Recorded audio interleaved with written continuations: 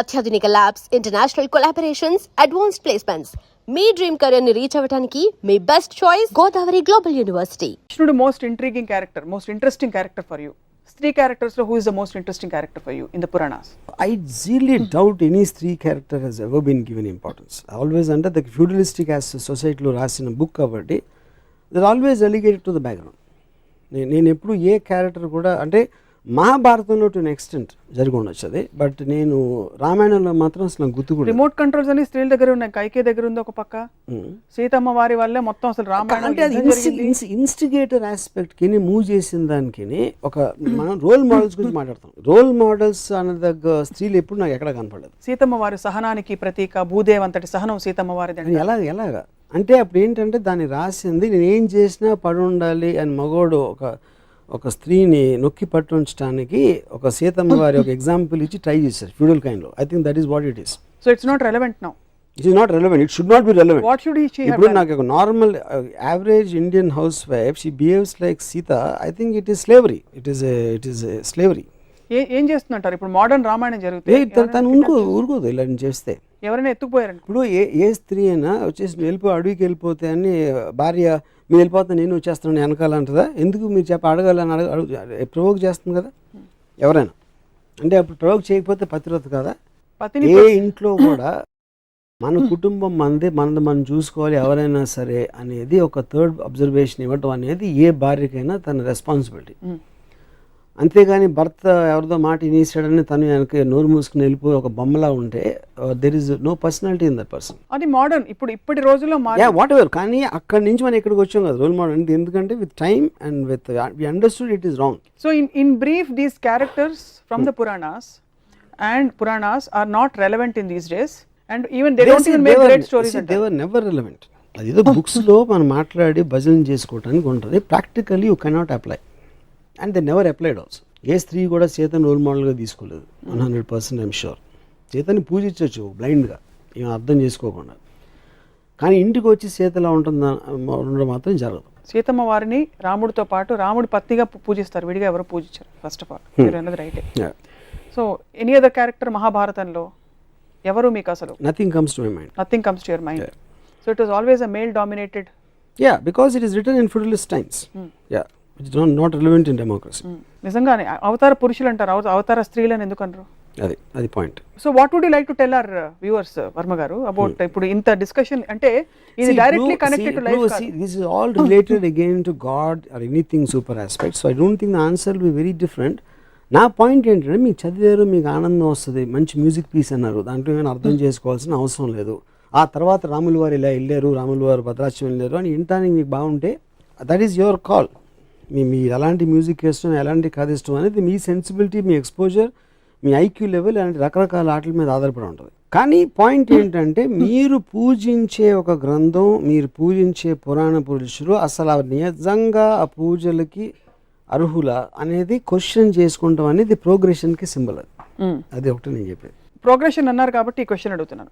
అప్పట్లోనే పురాణాల్లో progressive thoughts, for example homosexuality లాంటి కొన్ని బలమైన ఇప్పుడు ఇంకా వివాదాస్పదం అవుతున్న కొన్ని అంశాలు అప్పుడే ప్రస్తావించారు. అప్పుడు ప్రోగ్రెసివ్ టైమ్స్ కాదంటారు. అయితే ఇప్పుడు అది ప్రస్తావించి తర్వాత వెనక్కి ఎందుకు వచ్చామన్న పుష్పక విమానం కట్టేసి ఎయిర్ ఇండియాకి వచ్చి అప్పుడు అది చెప్పి ఇప్పుడు కూడా సెక్షువల్ రిప్రెషన్ పెట్టి అప్పుడు అక్కడ ఏదో మనం టెలిస్కోప్ దిక్సూచి ఉంది అని చెప్పి ఇటలీ అమెరికా కనిపెట్టిన 40 సంవత్సరాలకి మన దేశానికి వచ్చి అక్కడ కనిపెట్టి అక్కడ ఎందుకు ఆపేసి? ఎందుకంటే మనం కనిపెట్టలే, ఇది అదేమీ లేదు, అది ఎవరో రాసుకున్నారు. ఆ పర్టికులర్ రాసిన అతను తనకి గే ఫీలింగ్స్ ఉంటే తను రాసేసి ఉంటాడు.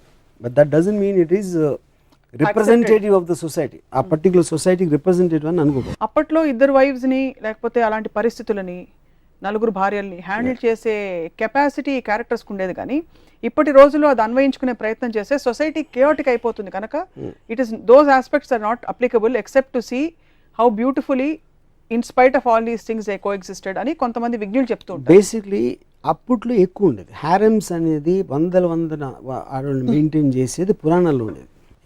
In any religion including the kings 1940 ముందు ఉన్న ఇండియన్ కింగ్స్ కూడా they use to maintain allot.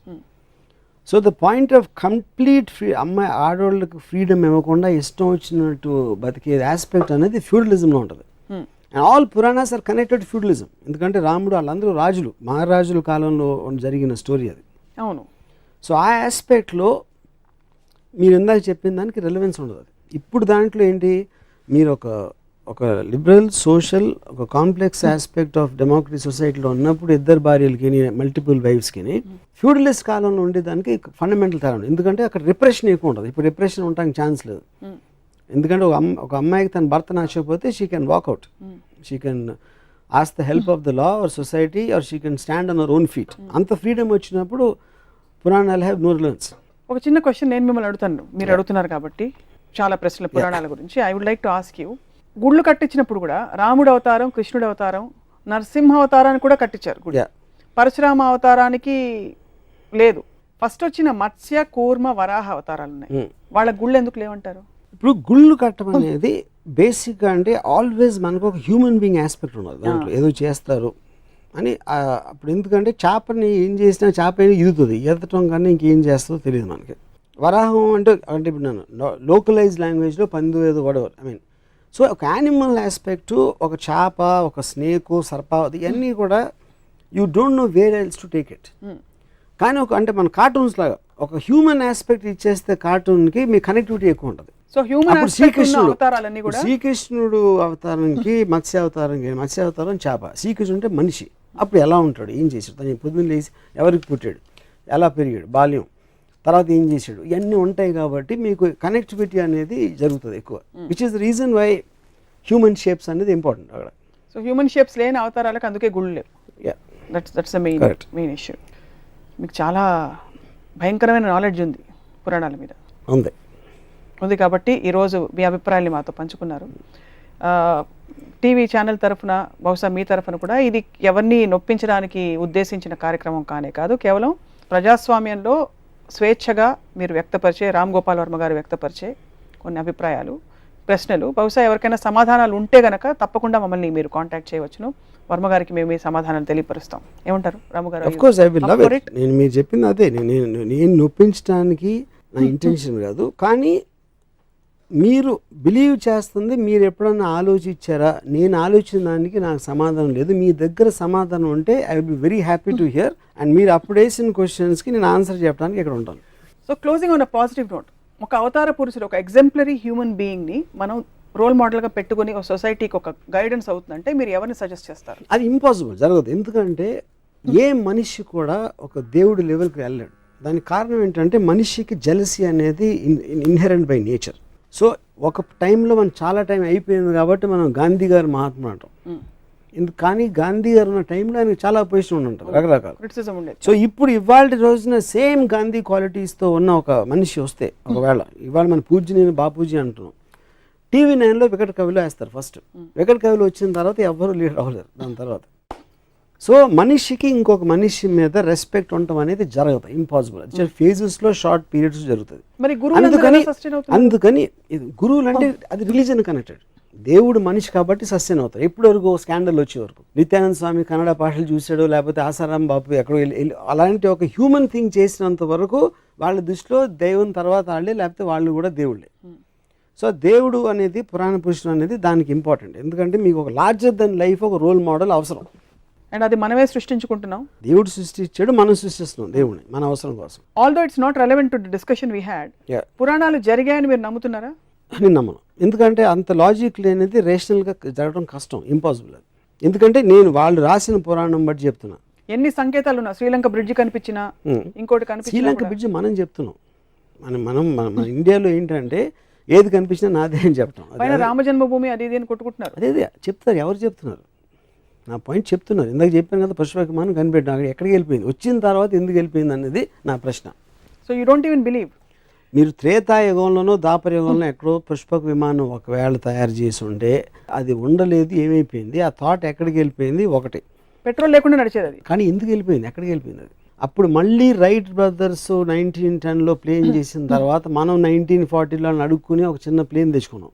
పుష్పక విమానం తెలివి మనకి అన్ని వేల సంవత్సరాల క్రితం ఉంటే మధ్యలో ఎక్కడికి వెళ్ళిపోయిందో తెలివి అంటున్నా. కల్కి అవతారం అయిపోయిందంటారా, ఉందంటారా, ఇంకా వెయిట్ చేస్తారా మీరేమన్నా? అంటే నేను కల్కి వచ్చే టైంకి నేను అసలు అవతాల గురించి పట్టించుకోవడం మానేశాను. So I don't have any knowledge about that. బహుశా చెప్పలేము, మన మధ్యలో ఎక్కడైనా మన మనుషుల్లో దాగి ఉన్నాం, ఉండొచ్చు. నేనే అవ్వచ్చు, మీరే అవ్వచ్చు. అవతార పురుషుడు రామ్ గోపాల్ వర్మ గారు.